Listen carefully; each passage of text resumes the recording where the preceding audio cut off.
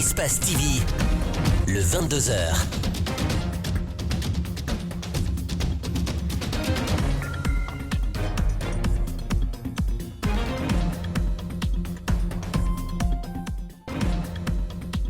À Conakry partout dans le monde. Merci de nous préférer. Bienvenue dans cette édition d'information. Donc voici le sommaire sur Espace TV. Après Moussa Dadis Camara le mercredi passé, Sekouba Konaté aussi est rentré ce vendredi à Conakry par l'aéroport international Ahmed Sékou Touré. À sa descente d'avion, l'ancien président de la transition de 2010 a rendu grâce à Dieu et au colonel Mamadi Doumbouya. Elle aurait menacé avant de passer à l'acte. Elle, c'est Djenab Bangoura, qui aurait poignardé sa voisine Aminata Touré, qui en est morte. L'acte s'est passé à Dabondi 1, dans la commune de Matoto, après une dispute entre les deux mères de famille autour de l'eau versée devant la porte de la présumée auteure d'eau. Le slogan est « Le garçon demande la victime aurait versé cette eau ». Les échos, c'est dans ce journal. Le ministre de la Culture veut viabiliser le secteur du tourisme et de la culture. Alpha Souma Bildessam et ses cadres du département étaient en conclave ce vendredi pour discuter des problèmes dont souffre le secteur pour y apporter des pistes et des solutions. C'est tout pour le sommaire.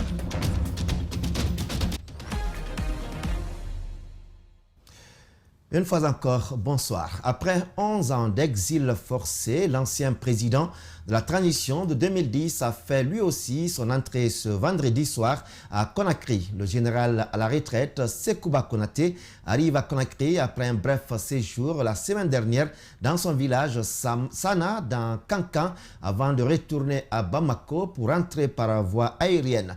Accueilli à l'aéroport international Ahmed Sékou Touré, l'ancien vice-président du CNDD a pris la parole pour rendre grâce à Dieu et au président Mamadi Doumbouya. Suivez-le au micro de Justin Leno et Yacouba Traoré.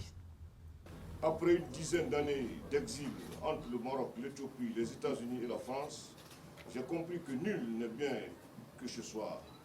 L'entrée donc en Guinée, bien évidemment, est un ouf de soulagement et d'espoir.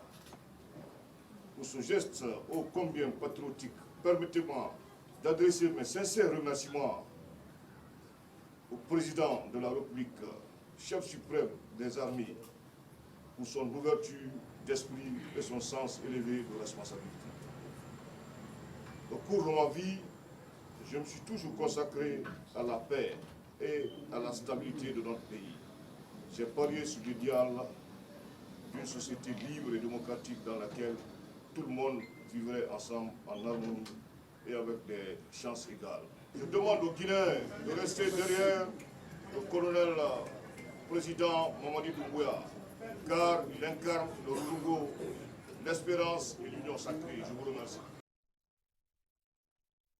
Je vous le disais au sommaire, meurtre à Dabondi 1, un quartier de la commune de Matoto. Aminata Touré, c'est cette mère de famille qui a été poignardée par sa voisine Djenab Bangoura suite à un affrontement entre les deux. L'acte est survenu jeudi aux environs de 13 h. La présumée serait une léonaise résidant en Guinée depuis plus de 20 ans. Djenab Bangoura, Abdourahmane Diallo et Mohamed Kapelosila nous font le point. Suivez. C'est suite à une dispute que la nommée Yebou aurait poignardé sa voisine à coups de couteau. Le fils de la victime a assisté à la scène. Il revient sur les circonstances de la mort de sa mère. Quand ça s'est passé, moi j'étais là. Elle a décidé de tuer ma mère. Et comme elle l'a fait, j'ai dit aux autres, allons la tuer aussi. Entre-temps, ça criait. Elle est vite rentrée s'enfermer dans sa chambre. Et moi j'étais devant sa porte pour me venger. Les membres de la famille de la victime sont sous le choc. Certains sont inconsolables. Moi, j'étais couché parce que je suis souffrant. Puis, je les ai entendus discuter et le voisinage a dit qu'elle n'a pas raison, car là où l'enfant balayait, c'est chez moi. Soudain, elle a dit à ma femme, « Si tu touches à ma fille, je vais te poignarder. » Entre-temps, elle ressort avec un couteau et lorsque ma femme retourne, elle a pointé le thorax de celle-ci. Dans la foulée, la famille de la victime et le voisinage ont décidé d'en découdre avec la mise en cause. Et n'eût été l'intervention des forces de l'ordre, Yebou Bangoura serait lynché et son domicile consumé. Nous, on a reçu un appel téléphonique soi-disant qu'il y a une femme léonaise qui a poignardé sa voisine, que si on ne vient pas vite, qu'ils seront capables de tuer la léonaise et puis incendier son domicile. Donc automatiquement, moi je vis avec mon équipe, on a pu sauver la léonaise, la conduit au commissariat central de Matam. La victime a été transportée au commissariat central de Matam. Aminata laisse 3 enfants derrière elle. Il faut rappeler que ce type de drames sont devenus récurrents en Guinée. Les autorités sont donc invitées à prendre des mesures nécessaires pour pallier à ce genre de crime. La ministre de la Communication et de l'Information a échangé ce vendredi avec les associations de presse et le syndicat de la presse privée de Guinée. Au menu des discussions, les difficultés auxquelles sont confrontés les hommes de médias et les propositions pour une meilleure collaboration avec le département. Bernard Koundouno et Abdoulaye Kamara. La rencontre a regroupé les représentants des associations de presse autour de la ministre de la Communication et son cabinet.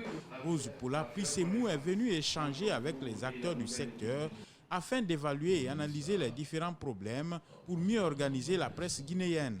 Ici, d'abord, ma démarche s'inscrit à venir vous écouter, à venir vous tendre la main, à dire que nous allons travailler ensemble, que je serai à l'écoute des problématiques.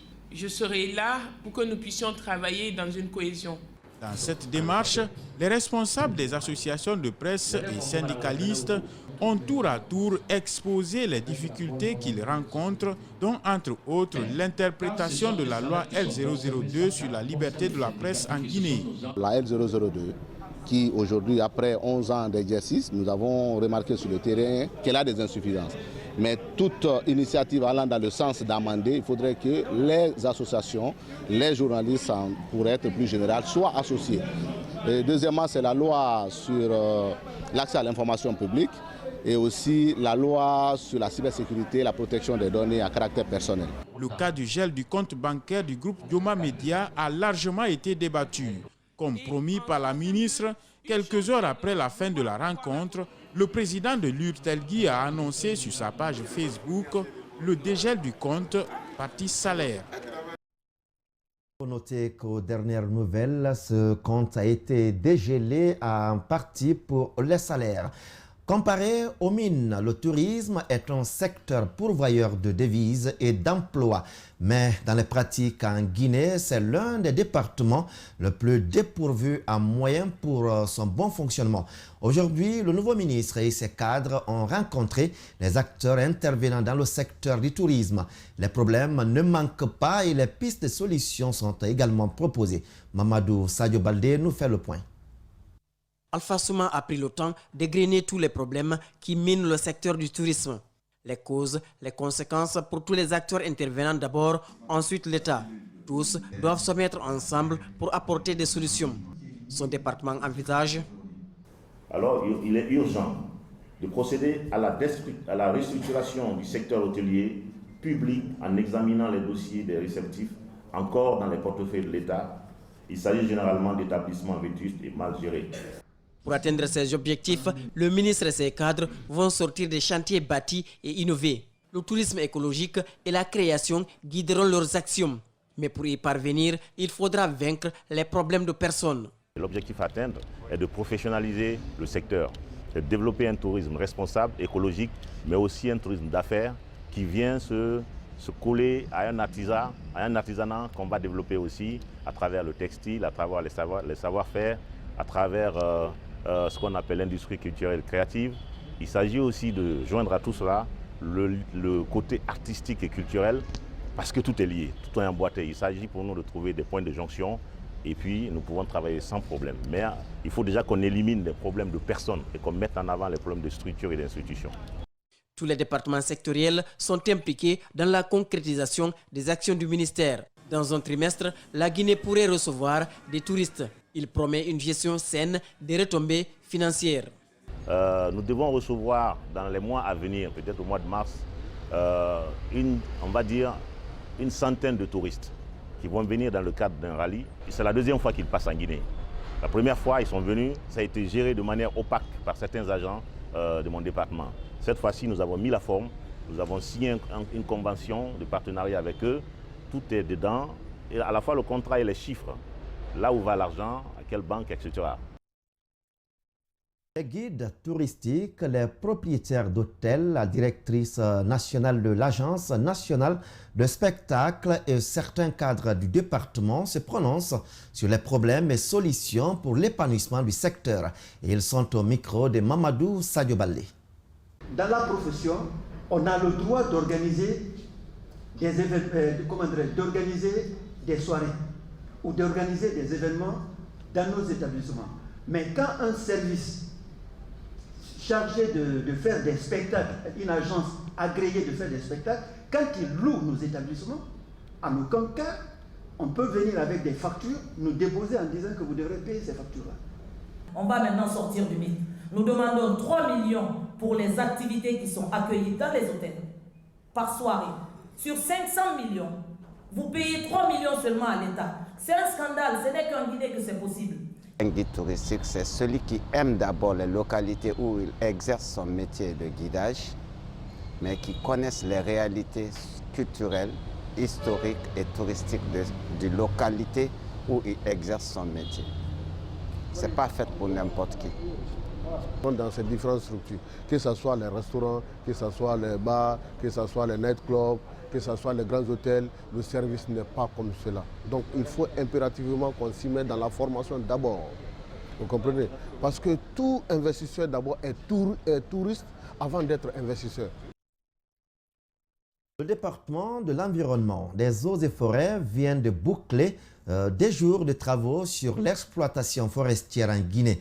Et ils étaient nombreux des conservateurs de la nature à prendre part à cet atelier qui a porté sur la cartographie des terres pour une meilleure planification et encourager les espèces locales dans le reboisement. Mohamed Valek Touré commente les images de nos confrères de la RTG. Entre exploitation, conservation et la reforestation, l'équilibre est souvent difficile.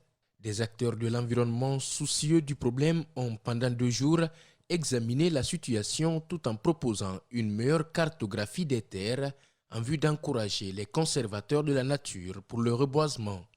Nous apprécions hautement vos recommandations appelant au redéploiement des conservateurs de la nature, à l'utilisation des scies mobiles en lieu et place des tronçonneuses utilisées actuellement, à la soustraction des sites écologiques sensibles de l'exploitation forestière, au cubage, à la sécurisation des documents et recettes issues de l'exploitation forestière.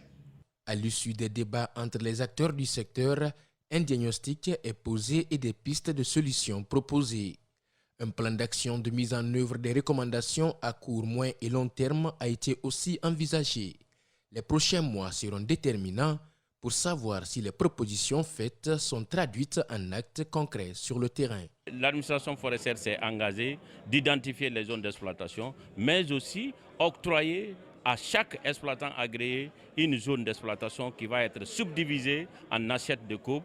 Renforcer aussi les services administratifs, les agents conservateurs qui sont chargés de veiller à la source, empêcher, c'est-à-dire appliquer la réglementation à la source, il faut les renforcer. L'autorité ministérielle chargée de l'environnement dans son allocution entend mettre en exécution les recommandations selon leur cartographie.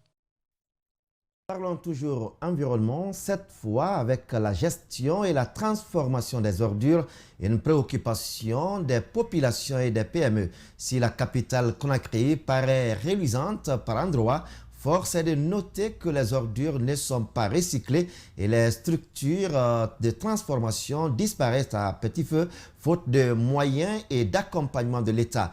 Pour trouver donc une solution à ces défis, le Conseil national du patronat guinéen décide de faire des plaidoyers auprès des bailleurs et l'État guinéen. Alseini Bari, Yacouba Taoré pour nous en dire plus.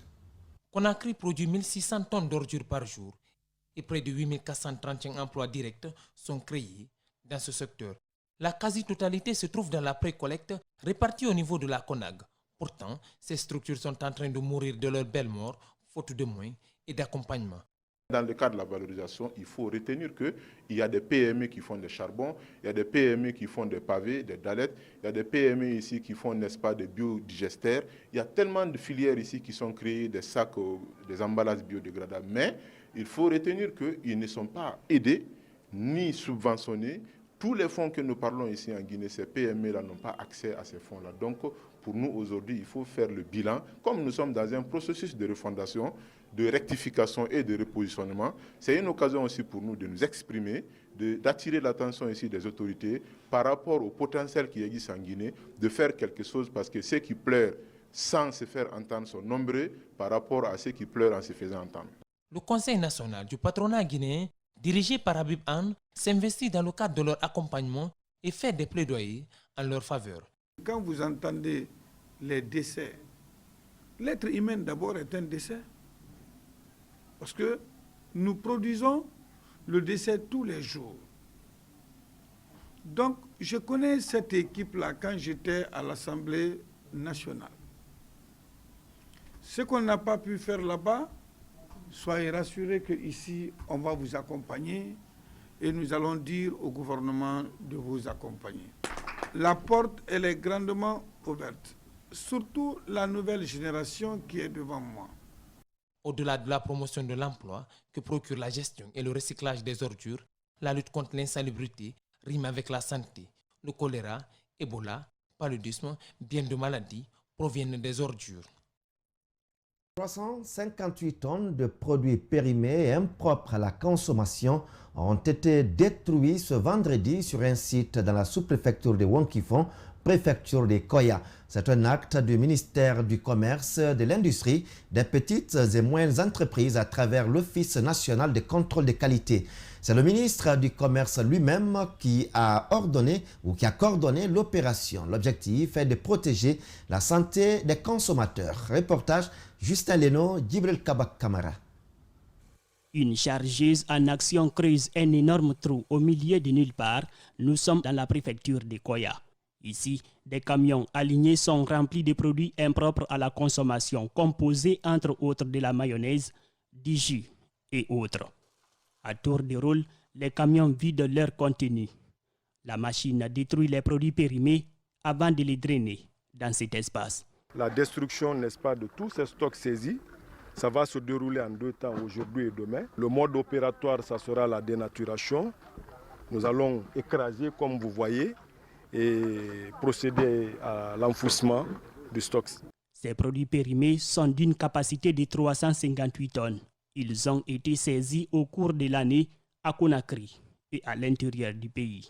L'Office a bénéficié de la révision de la loi alimentaire. Tout contrevenant qui sera pris en flagrant délit paiera de sa forfaiture. Cette initiative a pour objectif la protection de la santé de la population. Une satisfaction pour l'Union des consommateurs de Guinée. Nous remercions les autorités en place. Quand il vient pour acheter un produit, il faut vérifier. Ça rentre dans ta consommation. Et qui dit consommation fait allusion directement à la santé. L'opération est coordonnée par le ministre du Commerce, de l'Industrie, des petites et moyennes entreprises. Bernard Goumou apprécie le travail de l'ONCQ. Tout d'abord, j'aimerais remercier très sincèrement l'Office national de contrôle de qualité pour le travail sur le terrain. Et je suis un témoin oculaire. Effectivement, l'Office national de contrôle de qualité a procédé à la description des stocks qui ont été saisis. Le gouvernement guinéen vient d'interdire toute situation de monopole sur le marché. Une décision très saluée par certains économistes. Ils appellent tout de même le gouvernement à plus de discernement. Mamadou Kalisso et Alseni Kamara. Le monopole est une situation dans laquelle un offreur se trouve détenir une position d'exclusivité sur un produit ou un service offert à une multitude d'acheteurs. Cela favorise généralement la hausse des prix de vente sur le marché. Le ministre du Commerce, de l'Industrie et des PME vient d'interdire toute situation de monopole. Une décision salutaire, estime cet économiste. Néanmoins, il faudrait accompagner les jeunes investisseurs locaux. Dans quoi on a des emplois, dans quoi on a des jeunes Guinéens qui s'investissent et essayer de pouvoir protéger ce marché. Non pas forcément par un monopole, mais il peut y avoir des accompagnements derrière. Ça peut être des accompagnements pour avoir accès au financement, ça peut être des accompagnements techniques en termes de formation et de coaching. Donc, mettre en place un dispositif pour que ces investisseurs-là ne puissent pas souffrir de l'ouverture du marché. Il faudrait aussi avoir un œil vigilant sur les produits importés. Il faut faire en sorte que les produits qui sont importés soient vraiment des standards à peu près de ce qui est produit localement pour pouvoir permettre aux marchés locaux de pouvoir résister. Troisièmement, il faut éviter d'accorder des avantages aux importateurs au détriment des producteurs nationaux. Parce que si vous accordez des avantages au détriment des producteurs nationaux, ils vont être beaucoup plus compétitifs sur le marché local que ceux qui ont mis de l'argent et qui ont investi pour pouvoir produire localement. Libéraliser le marché est bien, mais il faudrait mettre en place une politique économique solide dans les secteurs névralgiques, notamment l'agroalimentaire. Autre actualité, nous sommes le 24 décembre 2021 et les fidèles chrétiens de Guinée, à l'instar de leurs co-religionnaires du monde, vont célébrer le 25 décembre la fête de Noël. Dans plusieurs églises, la veillée de cette solennité va être célébrée ce vendredi 24 décembre. Mais qu'est-ce que Noël et d'où cette fête tire-t-elle son origine? Élément de réponse, c'est dans ce reportage de Rosaline Goto-Monemu et Ibrahima Sori Sengsouma. Dans les églises, les préparatifs vont bon train. Les fidèles chrétiens s'activent pour la célébration de la fête de Noël, qui marque la nativité du Seigneur Jésus-Christ. À l'origine, cette solennité était païenne. Avec l'avènement des Romains qui ont remarqué cette fête dans les milieux où ils partaient, en Syrie par exemple, ils ont remarqué qu'il y avait une fête populaire, mais qui était traditionnelle, qui appelait aussi la fête du solstice d'été. Ils ont essayé de prendre cette fête païenne pour essayer de l'inculturer dans le christianisme. La fête de Noël est une solennité qui permet aux fidèles chrétiens de rendre grâce à Dieu pour ses bienfaits dans leur vie. Pour cela, l'administrateur de l'église Saint-Étienne de Yumbaya invite les fidèles à privilégier la prière avant toute autre réjouissance. Pour fêter Noël, je crois, ce n'est pas d'abord aller dans les boîtes, mais c'est de vivre cette vie de famille, car le Seigneur qui est Dieu vient au sein d'une famille, la famille Marie et Joseph. L'église Wina Chapelle, bien qu'elle célèbre cette fête, trouve qu'elle n'est pas biblique. Ses responsables consacrent cette solennité aux enfants. À cette fête, c'est les enfants qui célèbrent beaucoup. Et on enseigne ce que c'est que le Messie, sa naissance, toutes les prophéties qui ont été dites le concernant. Dans plusieurs églises du pays, catholiques ou évangéliques, des talents seront mis en lumière à travers, entre autres, des prestations théâtrales et musicales en lien avec la naissance du Rédempteur. Rosaline Goto-Monemu, il faut dire que le 24 décembre est une date qui commémore la fête de Noël dans le monde, c'est-à-dire la nuit qui précède la naissance de Jésus-Christ. En Guinée, comment les jeunes filles et dames chrétiennes préparent-elles cette fête? Pour mieux comprendre, nos reporters ont fait le tour de quelques salons de beauté à Conakry. Suivez les détails avec Aminata Wilsouma et Aliouba. Elle se fait belle d'abord avant de commencer à rendre belles les autres. Une façon pour cette dame de bien recevoir sa clientèle. Nous sommes sur Hadji Beauty à Sangoya. Ses clientes ne sont pas nombreuses, mais son travail est de qualité selon les témoignages. Contrairement chez Hadji Beauty, l'Institut de beauté Penko Magique ne désemplit pas. Notre devise, c'est d'être au service de toutes nos clientes. Donc, quelle que soit l'exigence, tu viens, tu seras satisfaite. La conquête de la beauté est devenue une routine pour les femmes, une obligation. Alors, elles passent par le maquillage, la pédicure ou la manucure pour bien paraître. Ah ouais, super. Cette fête de Noël, ce serait super pour moi et pour mes parents. Je suis rendue jolie parce que j'ai une cérémonie aujourd'hui qui débute aujourd'hui et demain. Ce qui est prévu pour la fête de Noël, beaucoup de choses faites. Avec la famille. Beaucoup de choses faites, madame. Aujourd'hui, c'est la fête de Noël. Ce jeune homme prend du plaisir pour rendre ces dames belles. Non, par exemple, hier, j'ai travaillé à 1 heure. Tous mes frères sont dormis ici parce qu'il y avait beaucoup de clients ici. Il y a beaucoup de monde qui connaît ça quand même. Tu vas demander. Même aujourd'hui, on va laisser peut-être 4 heures de travail. Direction à la tannerie chez Aïcha Coiffure où la clientèle se fait rare. Le personnel se fait toutefois plaisir. C'est Noël, une manière pour attirer. Vers le 20h, je me retourne à la maison, je me sape, après je pars au 24. La fête de Noël, c'est sur 24 décembre. La plupart des chrétiens ont acheté des parures pour leurs enfants pour aller à la prière. Salon de beauté, direction à présent dans un autre endroit. Quelle ambiance aussi dans les marchés de Conakry.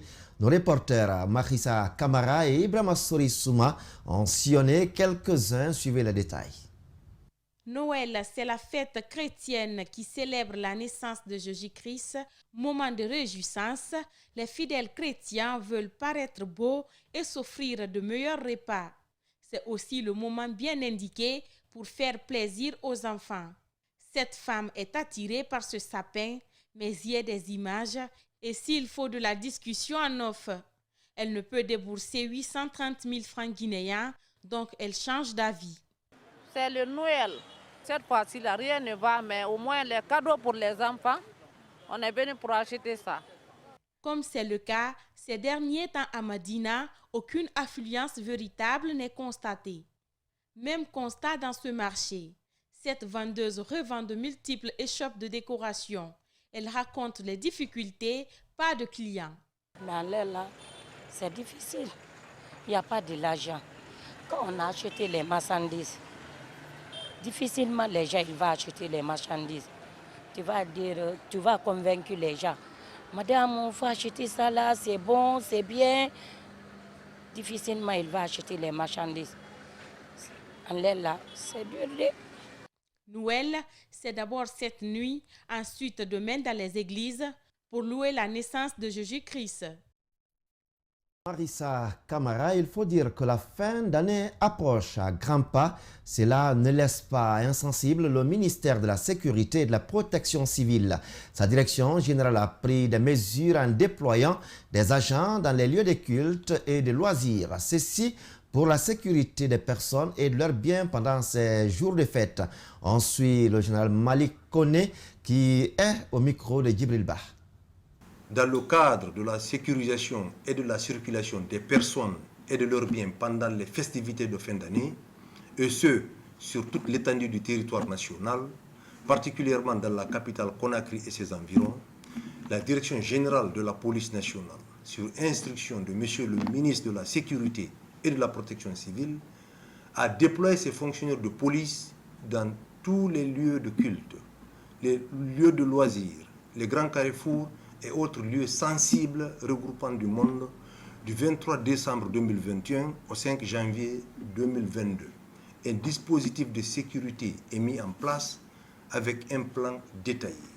La Direction générale de la police nationale est à la disposition de tous les citoyens, et c'est compter sur la bonne compréhension de l'ensemble de la population. La police nationale souhaite bonne fête de fin d'année à toutes et à tous. Je vous remercie. Direction dans la ville d'Alumine, la 6e édition du festival du Festival a démarré ce vendredi dans la ville de Fria. Elle a débuté par un mini-tournoi de football féminin qui a opposé 4 équipes venues de Kamsar et Conakry, y compris l'équipe féminine de Fria.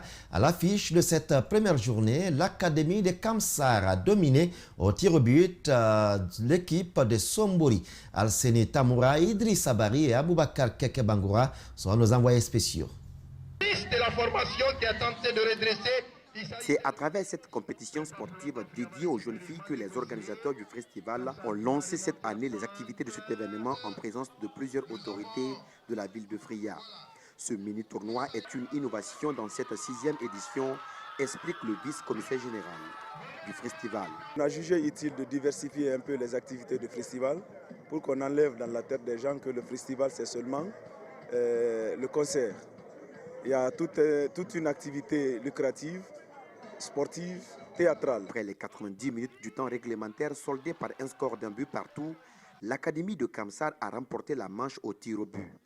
Pour la capitaine de l'académie de Kamsar, ses coéquipières ont assuré. L'objectif était clair, on était venu, même si la coupe ne serait pas pour nous, mais l'objectif était là d'aller en finale.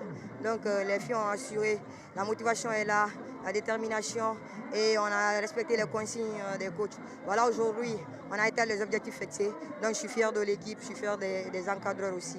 Cependant, son homologue de l'équipe de Fria estime que ses coéquipières n'ont pas fourni assez d'efforts. Notre défaite aujourd'hui, moi quand même, ça ne m'a pas plu. Et aurait été moi, si j'étais à l'attaque, franchement, on n'allait pas perdre ce match. Mais bon, comme Dieu a déjà décidé cela, on ne peut rien. Le festival, c'est aussi la foire qui a déjà débuté depuis hier. C'est aussi des formations à l'endroit des jeunes filles et des jeunes garçons de la cité de la Lumine, mais également le spectacle qui va commencer dans les jours à venir. Merci donc à nos envoyés spéciaux. Et la fête continue du côté de Fria. Pour terminer, des parents d'élèves ont-ils échoué dans leur mission d'accompagner les écoles pour le bien encadrement des enfants? La question se pose et pour changer la donne, le groupe scolaire privé Petit Monde a regroupé élèves et parents ce jeudi dans l'enceinte de la dite école pour célébrer Noël ensemble. Une occasion de lancer un appel aux parents d'élèves. Plus de détails avec Aminata Wilsouma et Ibrahim Sori Sengsuma.